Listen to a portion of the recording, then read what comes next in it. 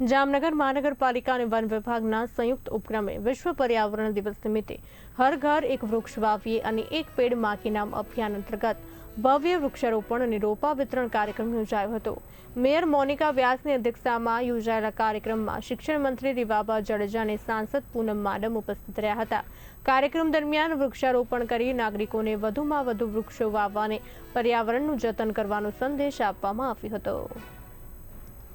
पर्यावरणના પ્રશ્નો છે એ આપણે સૌ જાણીએ છીએ, એ કદાચ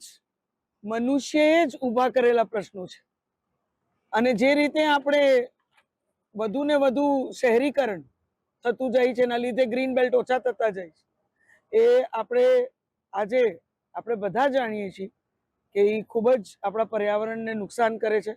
ત્યારે આપણા માનનીય પ્રધાનમંત્રી શ્રી એ સમગ્ર રાષ્ટ્રને આહ્વાન કર્યું છે કે આપણે કોઈ પણ પ્રસંગ ઉજવીએ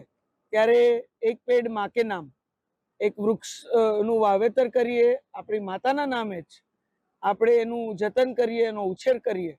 અને એ સિવાય પણ પ્લાસ્ટિકનો ઉપયોગ ટાળીએ, ઓછામાં ઓછું જેટલું બને એટલું પ્લાસ્ટિકનો ઉપયોગ કરીએ। અન્ય જે પર્યાવરણમાં જે દૂષણ ફેલાવે છે એ પોલ્યુશન હોય, વેહિક્યુલર પોલ્યુશન હોય, ઇન્ડસ્ટ્રીયલ પોલ્યુશન હોય, આ બધુંએ આપણે સૌ જાગૃત થઈ અને એને ઓછું કરવા